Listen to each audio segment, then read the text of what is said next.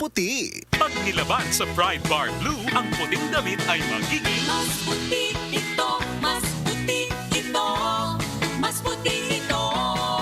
sa Pride Bar Blue. Pwedeng hindi na ako magtina, anyel o bleach dahil ang Pride Bar Blue ay may power whitener na nanunuot sa bawat hibla. Kaya ang damit ay kisla puti at panayan pa sa kamay. Mas puti ito, mas puti ito, mas puti ito.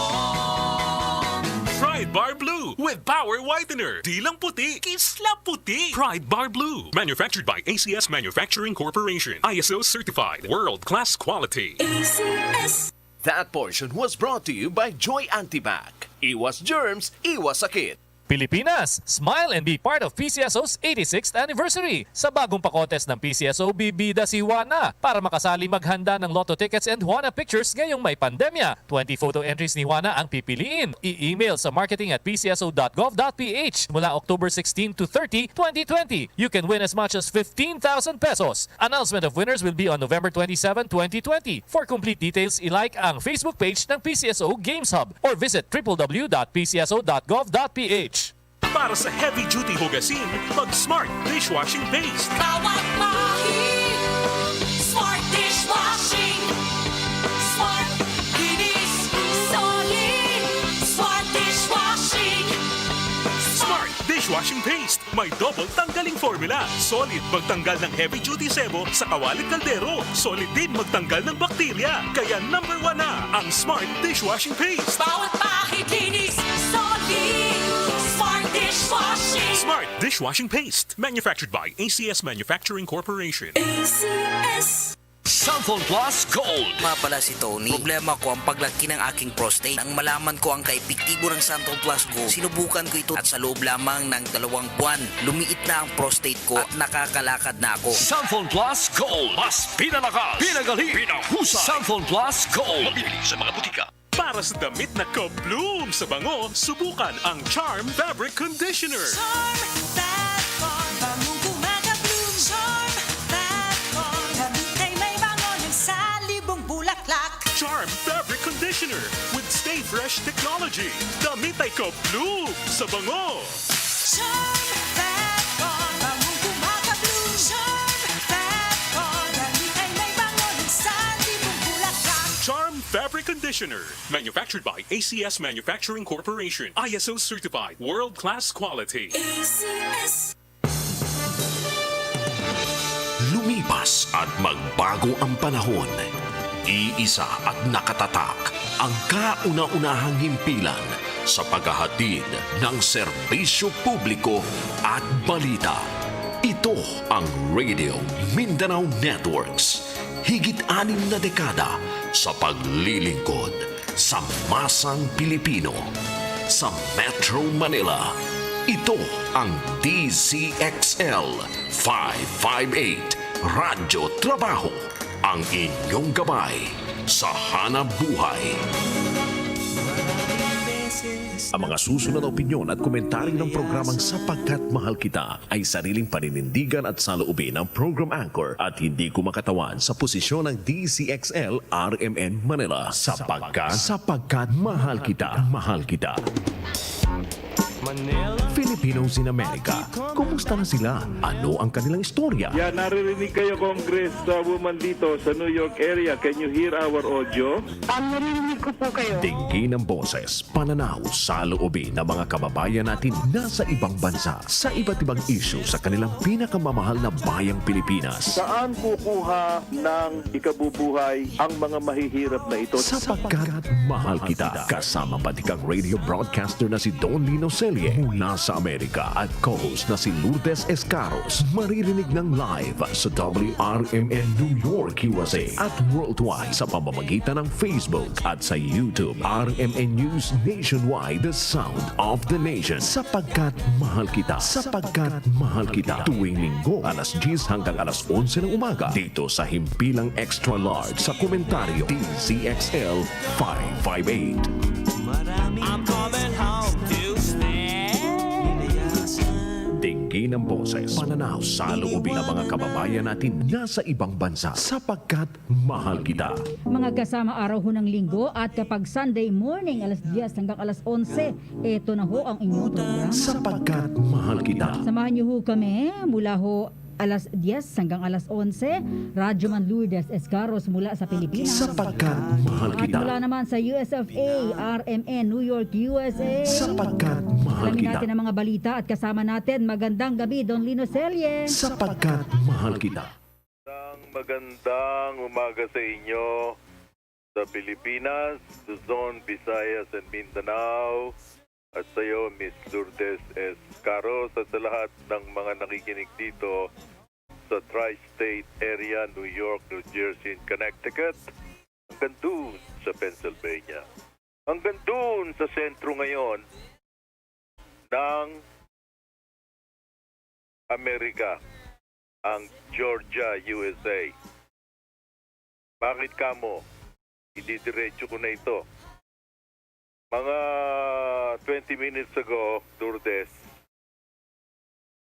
dumating ang Air Force One doon sa Georgia, USA, sa Atlanta, sapagkat napasugod ang Pangulong Trump nang may nadiskubre dito sa mga dayaang ito sa investigasyon ng FBI na hindi inilalagay ng CNN, MSNBC, ng Associated Press, and all the fake media,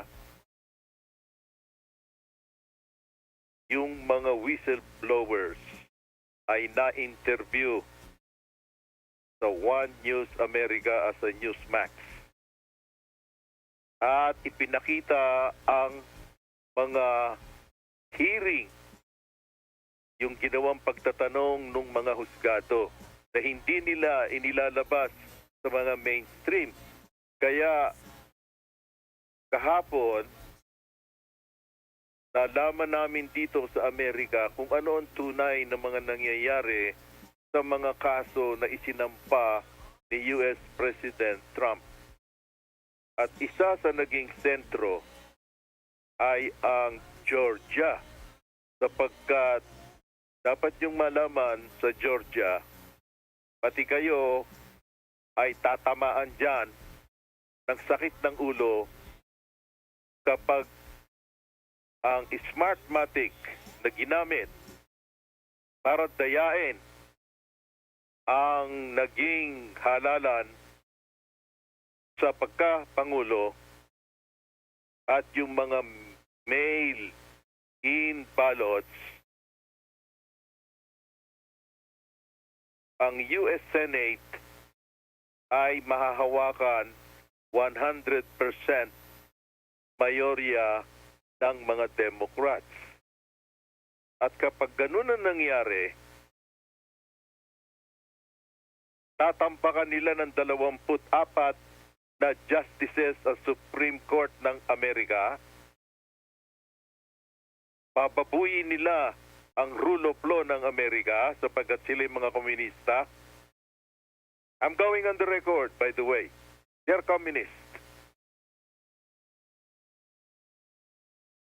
At itong mga estado rito, dadampot sila ang Puerto Rico, ang Guam, at kung ano-anong mga maisip nila, isasama na nila sa state ng Amerika. Meaning na padadamihin nila ang kanilang mga supporters para kahit kailan na hindi na sila mawawala sa kapangyarihan. At wala nang pagkakataon ng ibang partido, in this case, dalawa lang naman, independiente at Republican. Kaya sa darating na January 5, ito ang tinatawag na pangalawang halalan bilang Pangulo ng Amerika. Sapagkat si Trump ay hindi magkukoncede, he will not surrender. Katatapos lang ng monitoring ko nang inintroduce siya ng kanyang ginang na si Melania na sumama sa kanya ron para ipakita dun sa mga naghintay ng nakarinig kahapon, Biyernes dito, Sabado sa inyo riyan, na siya ay lilipad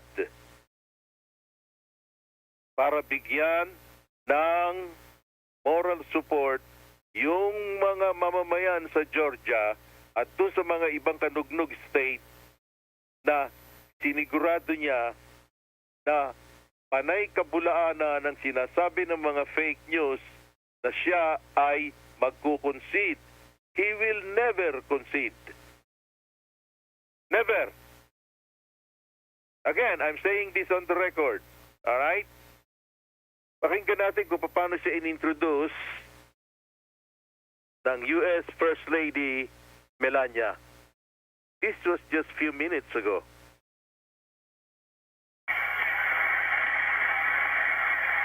It is wonderful to be here with you tonight.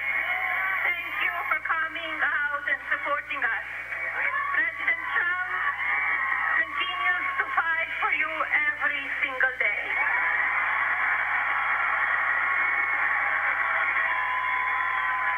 Do not let your voices be silenced. We must keep our seats in the Senate. It is more important than ever that you exercise your rights as an American citizen and vote.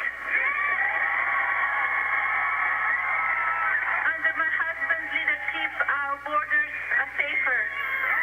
Global terrorists have been destroyed and historic peace deals in the Middle East have been made. Our nation is respected again, and our allies are now doing their fair share globally. President Trump has brought jobs back to the American people. And opportunities for women have expanded in our workforce. Our economy has soared and unemployment has shrunk. When a global pandemic hit the United States last January, my husband put the American people first. And now, under this administration, and because of our amazing medical capabilities and resources, we are closer than ever to vaccinate that will save millions of lives. Let your voices be heard, Georgia. Get out and vote for Senator Leffler and Senator Perdue. Thank you and God bless you and your family. It's now my pleasure to welcome the President of the United States, Donald J. Trump.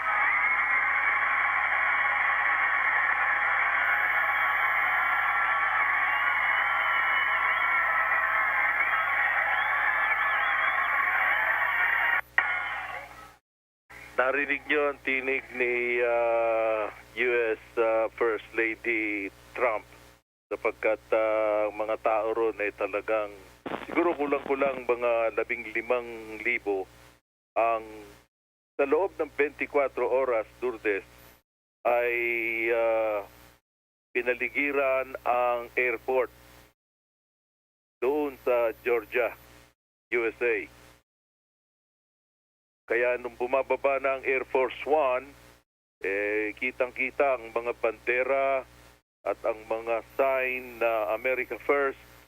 Pinakita lang ng mga mamamayan dito ang suporta nila kay Trump at hindi sila naniniwala sa mga peke ng mga bayarang mga media. With the very few na hindi tumatanggap, na binanggit din ni President Trump kung sino-sino yung mga taong iyon. Kami natutuwa sapagkat ngayon, nalaman ng buong Amerika na yung sinasabi na wala naman panay-angal lang siya Wala namang ebidensya. Yun ang isinisigaw ng mga demonyo at Barabas at Judas sa CNN. Kaya yun ang alam sa buong daigdig. Lagi nilang sinasabi, wala raw ebidensya. Tarantado pala sila eh. Ngayon, inilabas ni Trump ang mismong video na kinuha sa loob ng korte. How can they dispute that now? Gagawin nilang gago yung mga husgado na nagbibigay ng instructions? At yung ibang mga abogado na may dalang mga whistleblowers, sinabihan ng mga husgado, huwag niyong ilabas ang kanilang mga mukha dyan sa CCTV sapagkat may mga nananakot sa kanila. Tinatakot na sila yung mga papatayin. Nasira na ang mga buhay nila. Ang kanilang mga pinaghahanap buhayan, sinisanti sila. Ganong kasasama itong mga Democrat na ito. I'm free to say this. These are a whole bunch of son of a bitches. Nahihiya akong sabihin ito sapagkat mahal ko ang Amerika. Dito namulat ang aking pag-iisip. Simula na ako'y tumuntong sa kolehiyo. Dito lumawak ang aking kaalaman. Balit hindi nawawala sa aking puso ang aking kinalakihan na lupa, ang bansang Pilipinas. Kahit kailan. Subalit itong bansa na ito, hindi lang oportunidad sa salapi ang ibinigay niya sa akin, kundi ang pagmumulat sa pagiging disente at may respeto sa sarili. Ngayon nakikita ko, marami palang mga ungas dito ng mga Amerikano nang naging Pangulo ang isang mahusay na Donald Trump na pinagtulong-tulungan nila kapagkat maraming mga basurahan na ipinatigil niya sa Washington, D.C. At isa sa mga natutuwa ang mga hudas na mga komunistang in check. Sapagkat ngayon kinakaibigan nila itong si Kalansay Biden.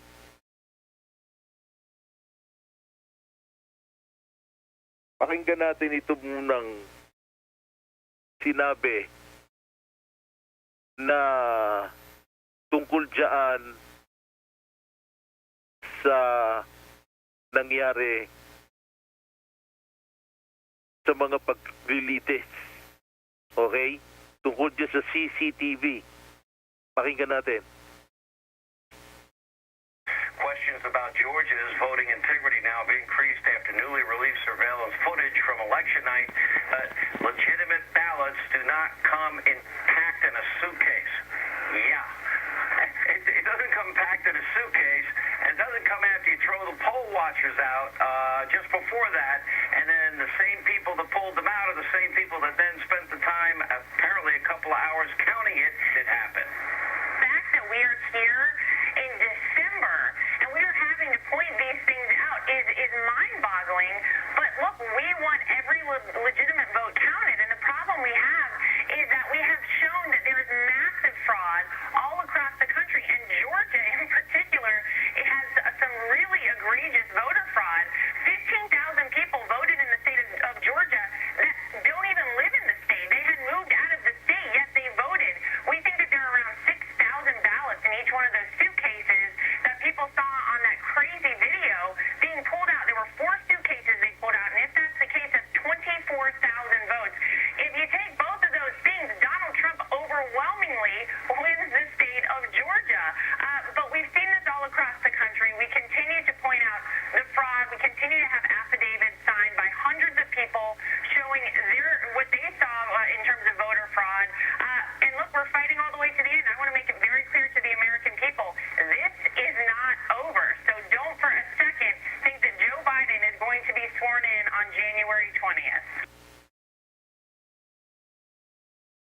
maliwanag. Ilalaban ni Trump ito hanggang masagasaan niya yung January 20. Ang sinasabi nitong mga federal prosecutors na mga nakadiskubre, hindi pa tapos ang labanan ito. Sapagkat kung may makikita pa sila at ang daming lumalabas na mga ebidensya at maraming nagbibigay ng affidavit, taking oath, subject to perjury and imprisonment, at sinasabi ng mga tao na sila mga poll watchers, poll managers, observers, pinalaya sila sa building. Ganon ang modus operandi na ginawa sa maraming pook sa iba't ibang estado. Kaya naipasok yung 65 milyon na mga balota na papel. Sapagkat hindi na uso yan yung papel, boboto, ano yung pamunas ng puwet ng ano? Na kung ano? When was the last time na nagkaroon ng botohan dito na gumamit ng papel? None. Sa mga third world country lang ginagamit yung mga papel na yan. 300 taon mahigit ang layo ng Amerika sa pagkamoderno sa mga third world nations.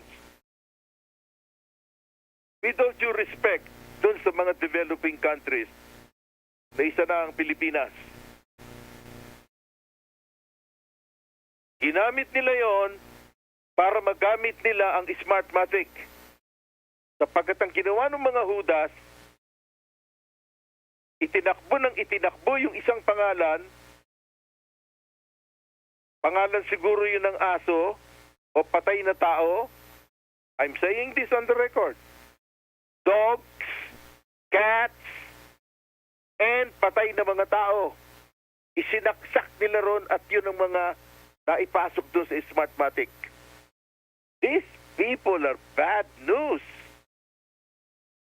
Kaya nagpunta si Trump doon.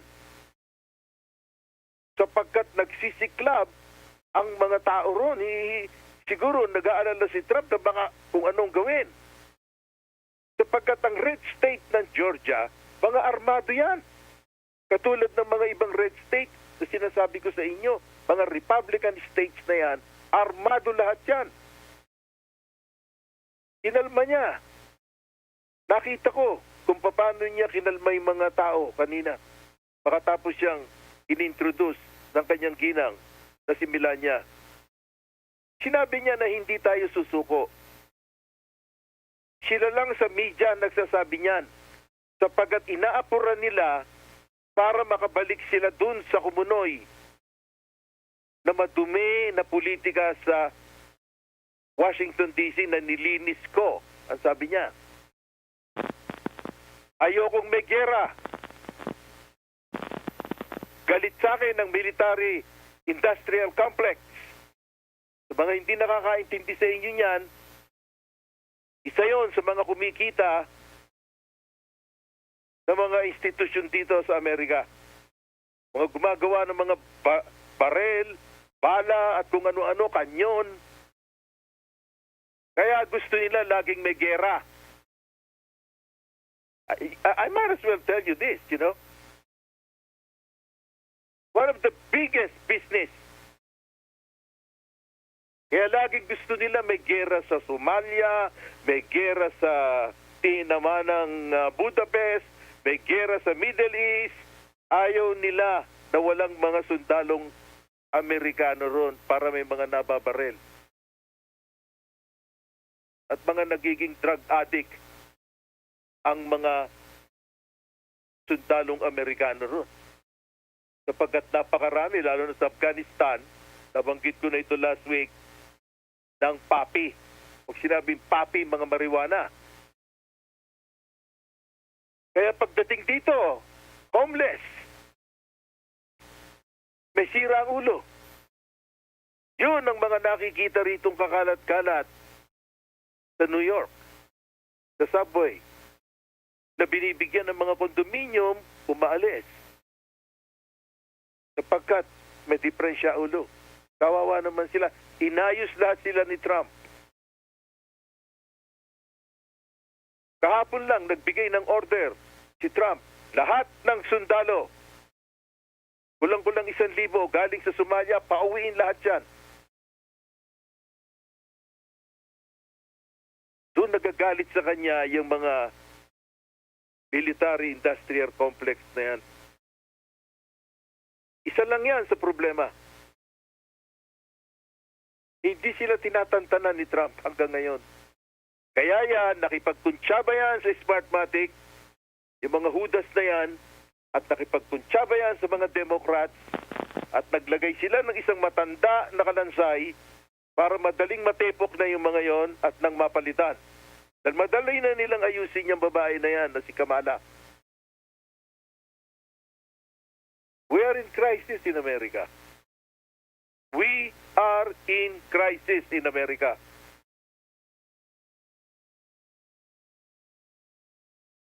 New York, nabanggit ko na yan last week. Sinong siraulo pupunta ron? Lalong ang daming nakuha ng mga ebidensya na yung mga namamatay na inilalagay nila sa listahan sa mga ospital nila, hindi naman pala COVID ang ikinamatay.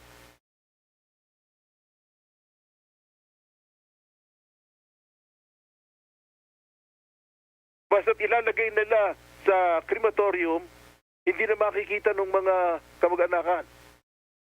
Bakit?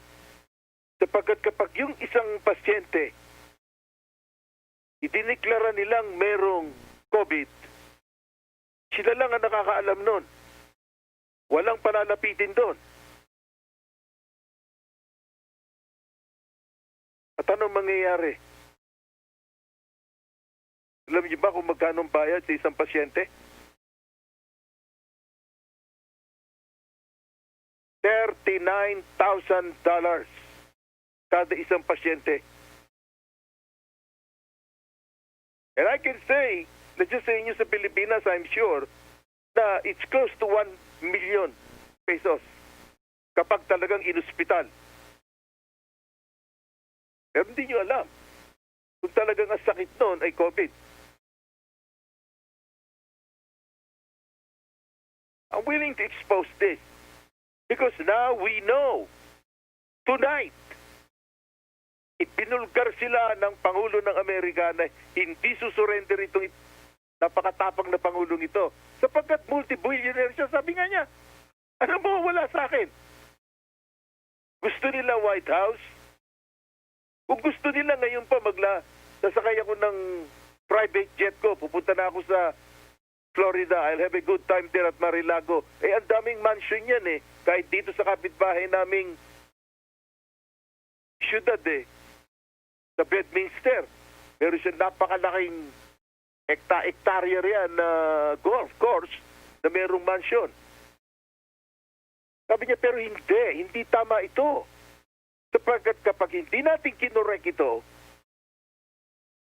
mapapastos na ang eleksyon dito sa Estados Unidos ng Amerika. At tayo ay magugupo ng mga sosyalista at ng mga komunista. Sabi niya, this is the fight of the century. I'm quoting Donald Trump.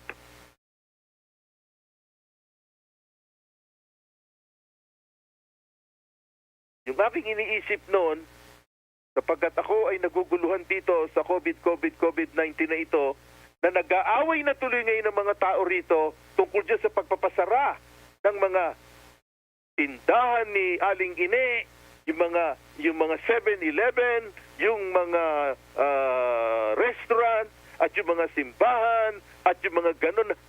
Ang mga Amerikano ngayon naggalit na sa gobyerno. Sinabi ng malaking katarantaduhan itong ginagawa niyong ito. Pasasaran niyo mga eskwelahan ng mga bata. Ang aming mga asawa, hindi namin makatulong sa paghahanap buhay. at natatanggal sila sa trabaho dahil wala nang isweldo sa kanila yung mga hindi kumikitang mga negosyo na pinapasukan nila.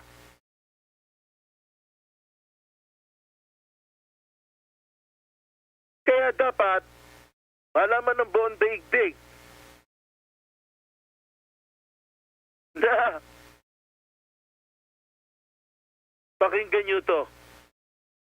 Pakinggan nyo to, nakakatawa, pero para sa milyong-milyong mga Amerikano, ito ang simula na ng medyo magkakainitan na rito sa Estados Unidos ng Amerika tungkol dyan sa pagpapasara ng mga restaurant, ng mga tindahan, yung mga pagpunta sa mga simbahan, nililimit ng mga gobernador, pero yung mga gobernador na katulad ng gobernador ng California na si Newsom at gobernador ng New York at yung ibang mga gobernadores, sila at saka ng mga pamilya lumalabas.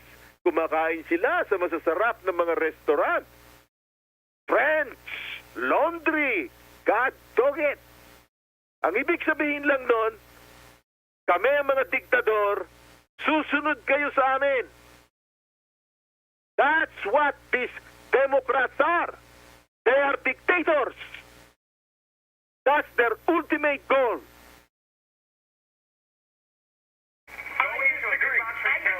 I disagree. You can have your thoughts and I can have mine. To wear a mask. I disagree. It's science. I'm sorry. It's science. If you're wearing a mask, it's a different story. 500 people in a Lowe's aren't any safer than 150 people in a restaurant that holds 600. I don't believe it.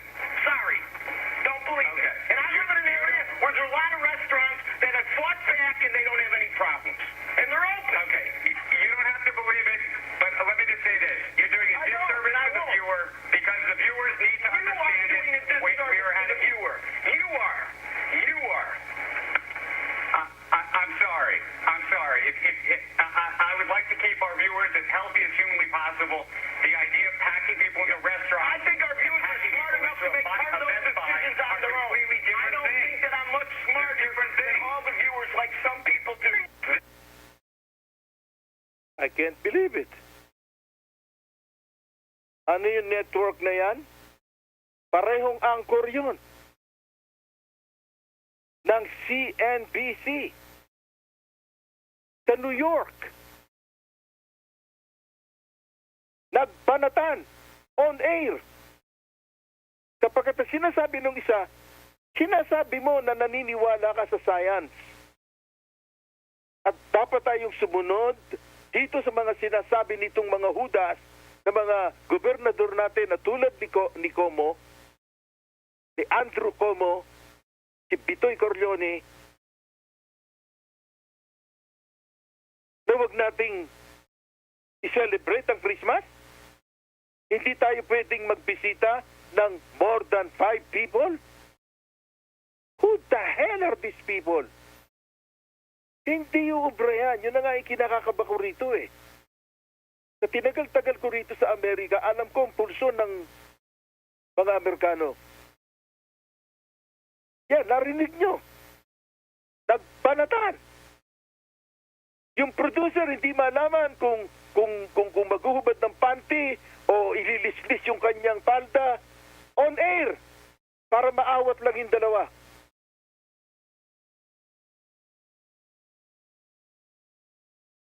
That's what's going on here. Inire-report ba sa inyo yan ng CNN? Of course not.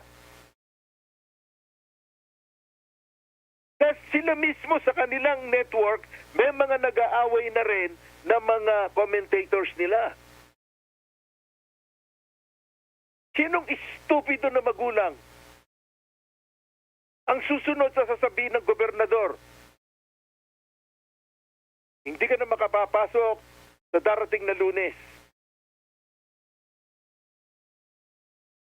Sa bahay ka lang. Sapagkat nagkaroon ng infection dito sa lugar na ito at baka mahawa kayo. Kaya narinig nyo sabi ng isa, nasa saan ang iyong ebidensya? Wala namang mga nangamamatay dito sa ating barangay. It's all money. They're crooks. God dog it. Now,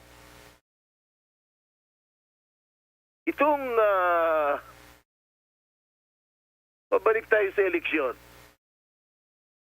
Itong si Rudolph Giuliani na nagpakulong ng maraming mafia sa New York, siya ang team leader sa Trump ng mga kasong isinampa. Kaya maraming nahahagip ngayon at katulong niya ang FBI. Yung nakuhang CCTV, kitang-kita talaga sa telebisyon. Ipinakikita kanina. Yung mga balota itinago doon sa ilalim ng lamesa. At noong mga bandang alas 4 na ng umaga, at saka ipinaglalagay doon sa Smartmatic. Yung ba sasabihin nilang walang ebidensya? At nakarating. Yung ebidensya na yon, sapagkat iba't ibang states Wisconsin, Michigan, Pennsylvania, and all that. Hundreds and hundreds of thousands of ballots. Nakarating. Naiharap yung mga ebidensya sa mga husgado, sa korte, na eventually ay makakarating sa Korte Suprema. Ano't tahimik ang media namin dito na malalaki? Why? Pakinggan natin si Rudolph Giuliani. 130,000 votes identified. I mean, we're not talking 42,000 people voting twice, 23,000 votes out of state. If that would be ineligible, 44,000 ballots cast from non-existent or commercial addresses, 1,500 votes from people not alive. Now, the judge chose not to talk to the witnesses. Now, you have the next, you bring in your appeal to the next court. You've identified all of these cases of people that shouldn't vote, and in every case from Wisconsin to Pennsylvania to Arizona to Georgia and Michigan, we're talking about enough votes to overturn the election. You're gonna have to have some judicial relief in this. But the reality is, when you bring allegations in a civil complaint on a motion to dismiss, the judge has to assume that your allegations are true and correct. He did just the opposite. He has no right to do that. Now, we can get him reversed, but he's accomplished what he wants to accomplish. He's delayed things. And I'm sorry to say, he's a Democrat. And you can't tell me he made this decision based on his legal knowledge unless he really didn't go to law school. On a motion to dismiss, you have to assume that every allegation we make is true, and then say, if it's true, it doesn't violate the law. Later on, you get to make a motion for summary judgment when you challenge the facts. But we get a chance for a hearing. The reason I went to the state legislatures is because I saw what the courts were doing, and I wanted to go around them, so the facts could get out. A Georgia court wouldn't have allowed us to put those witnesses on. The legislature did it. In Michigan, the same thing. We had 2 Democrat judges, and they weren't allowing us to put witnesses on. But I was able to get some of the witnesses you see there because I went to the legislature. Now, the simple fact is, we don't need courts. The United States Constitution gives sole power to the state legislature to decide presidential elections. And they should hold hearings, they should make factual determinations, and they should decide what the right voting count is. So you look at Georgia, they're already there. I mean, that tape yesterday was dynamite. That tape alone represents theft of more than enough votes to turn the election around. Yung sinasabi ni Giuliani na tape, yun ang CCTV. Yun ang CCTV na for the first time ay nabulgar kahapon ng Biyernes dito. At nakita ron na niriribisa ng husgado. Pero wala. Hindi inilalagay na Associated Press sa mga pahayagan nila. Hindi inilalagay ng AFP, Agencia de Francia de Leche. Hindi inilalagay ng Reuters sapagkat galit sila kay Trump. Trump won this election. Landslide. Kaya ngayon, nakita ng buong Amerika ngayon ang ebidensya. Sa dami ng mga tao na yon at sa dami ng mga nanonood sa telebisyon, ang laki-laki ng monitor, tinatakbo yung mga evidences. Ngayon lang namin nakita yon. Sapagkat bulag kami, hindi namin alam. Tahimik lang si Trump. Pero ngayong nabuisit na dahil sa kadadaldal ng mga nasa anti-Trump networks, nasa sa inyong ebidensya niya. Wala namang ebidensya. Kasi karamihan sa kanila talyada. Mga hudas na yan. With all due respect sa mga talyada. Anderson Cooper, talyada, ang asawa lalaki. Ano mo papala mo ron? Yung negro na si Dan Lemon, asawa, Labanos. What do you expect from these animals? They hate Trump. Sapagkat busilak yung pamilya na yan.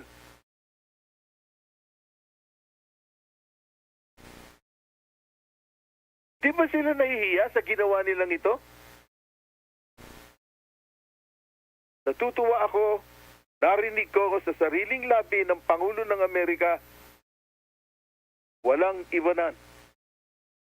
Hindi natin ito aatrasan, kumbaga sa Tagalog. We will not back down, ang sinasabi niya. No surrender. Kaya nanginginig na ngayon si Kalansay. Kung umupo man siya, naghihintay lang siya kung kailan siya palalayasin. Sapagkat pagdating lahat nitong ebidensya na ito sa Korte Suprema, malilintikan siya. At makukulong yung kanyang anak na si Hunter. Na kung ano-anong kwalta pinagkukuha sa Ukraine, doon, sa China. Hindi niya pwedeng awatin. At ang Attorney General, inutusan ni Trump noong Miyerkules, i-assign mo niya na Special Prosecutor ang Inspector General. Nakasalukuyan na ngayon, magtatatlong taon na iniimbestigahan yung mga nagwalang hiya sa kandidatura ni Trump. At nilagyan nila ng barikada para hindi pwedeng sisantihin ni Kalansay. Paano ngayon yun? Di lahat ng baho nila iimbestigahan nun. Ang pangalan nun, si Inspector General Durham. Matapang yun. That's why I said we're in crisis here. Ang isa lang na walang crisis, pera. Ang stock market lalong tumaas ng tumaas. 30,200 na ang points. E 1 trilyon ng kada isa nun. Libo. Sa trilyon.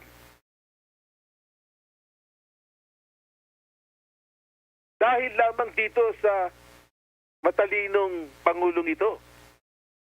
Ipinabuka ni Trump lahat ng kanyang mga accomplishments. Kaya ngayon narinig ito, mga 1 hour ago, ng buong Amerika, ng buong mundo. Well, let's see. Basta't ang isa sa kanyang sinisigurado, hindi siya atras. Sapagkat wala siyang dahilan para siya umatras. Sapagkat nakuha na ang mga ebidensya. Hindi na pwedeng itago ng mga hudas at mga walang hiyang demonyong Democrats. Pakinggan natin itong mga ibang mga tumistigo. We were told by an election official it wouldn't matter if a few paper ballots went missing. You talk about poll watchers being harassed and ejected by election officials and other issues. What'd you see? I saw lots of things that I did not expect. I was excited and happy to serve my country as a poll worker on election day and as a poll watcher. And I'm just dismayed at the things that I saw.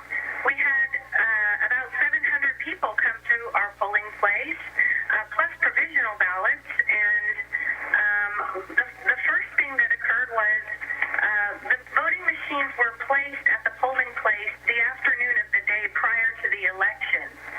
And then they were all locked up and we went home for the night. And we came to the building the next morning and it was freezing cold in there. The heat wasn't working. It had been cold enough. I had had my heater on in my car, the heated seats on, and several HVAC people kept coming and going trying to fix it.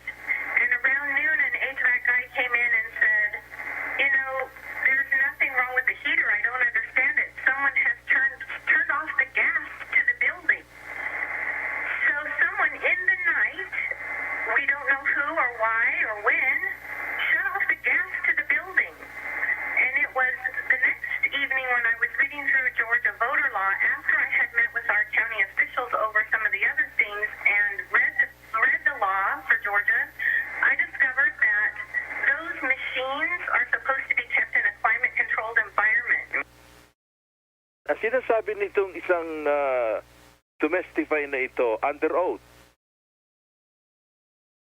under perjury, with imprisonment. Sinabi nung babae na isang engineer, mataas ang aral, na sinabihan sila na umalis muna sapagkat meron daw leak.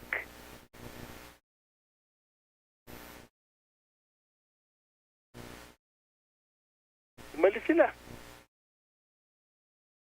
Walang heater eh. Yan lamig-lamig. Nagpuntahan sila sa kanilang mga sasakyan. Binuksan nila yung kotse nila at halos magdamag sila ron, tumatakbo yung makina, tumatakbo rin yung heater doon sa loob. Siguro nakikinig sila ng mga music, you know. Pero kinabukasan, bago sumikat ang araw, sila, ba't kayo nasa labas? Sabi nung isang poll watcher, walang heater. Hindi. Pero lang nag-leak na tubo. Yung pala yung mga hudas na nakuha nga sa CCTV, nando doon. At naglalagay ng mga balotang papeles. Na nung tinignan, lahat ng Biden ipinasok at lahat ng Trump itinapon sa basurahan. Ebidensya na yun. Nakita na ng husgado yun. Ano sinasabi nito CNN na walang mga ebidensya?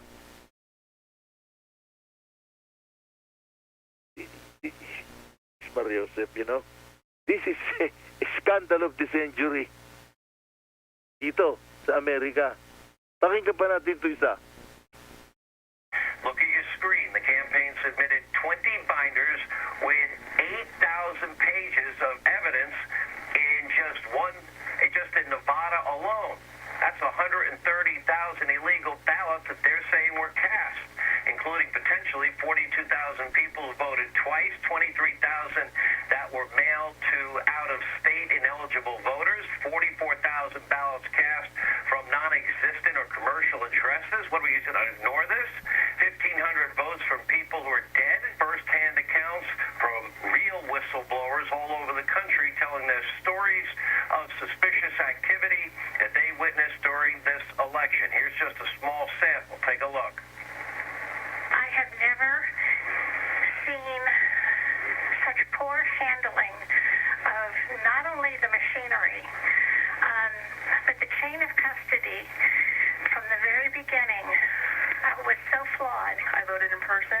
Everything went fine after that. The next day, my mom called the voter center and was told that somebody voted absentee in my name on October 7th. Well, I did see the double counting on the jams. I saw that several times. They would take the ballots that were just scanned and just rescan them again. Something profoundly wrong occurred in Wisconsin during the presidential election, and the American people have a right to know about it. We have interviewed most of those people on the show. Truck driver, hundreds of thousands of ballots. He drove from Bethpage, Long Island, into Pennsylvania.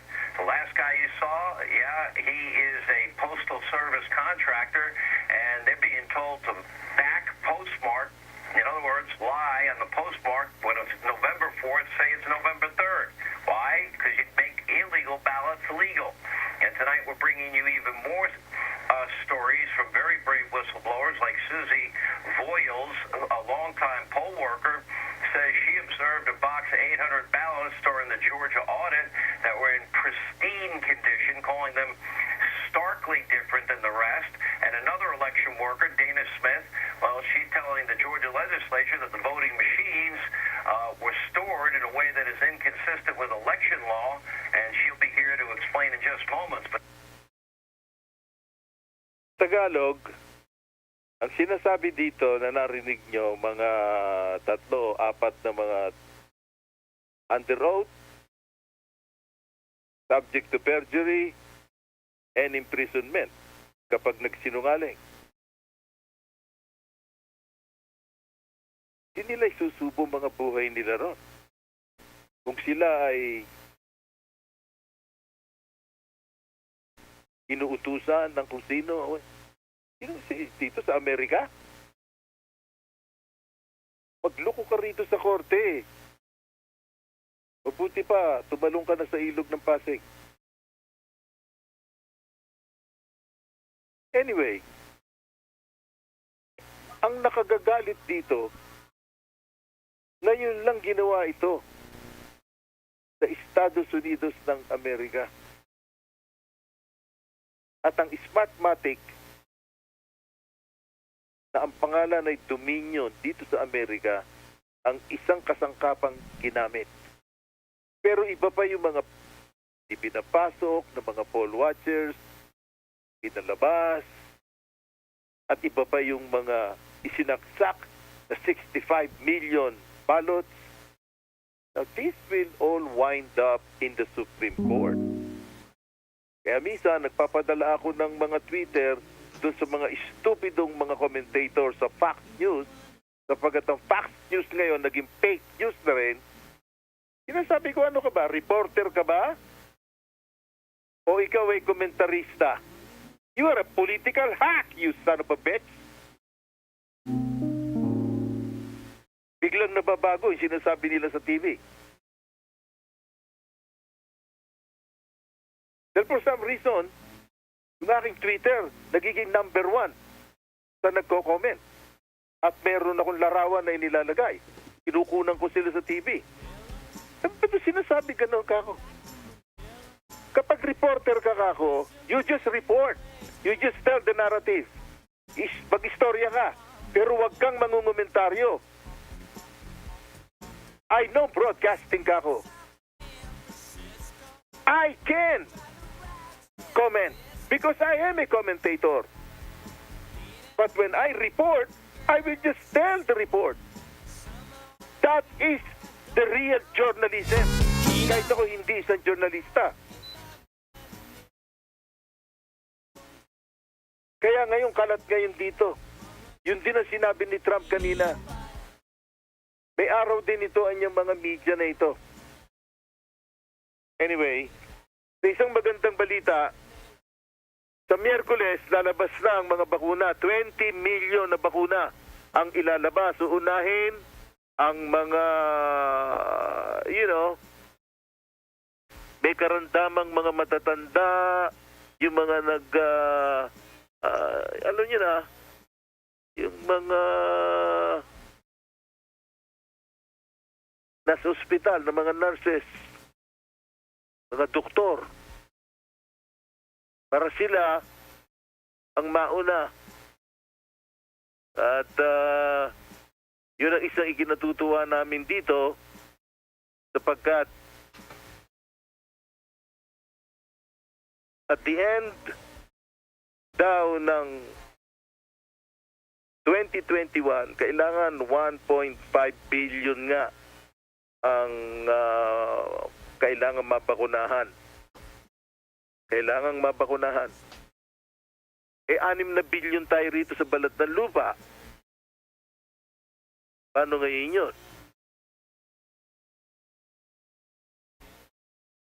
Ilang taon yan? Kaya ang isa pang dapat yung malaman dyan, meron ngayon silang binabalak na magkakaroon lahat tayo ng medical passport. Kapag wala kang medical passport, na nakalagay international vaccination,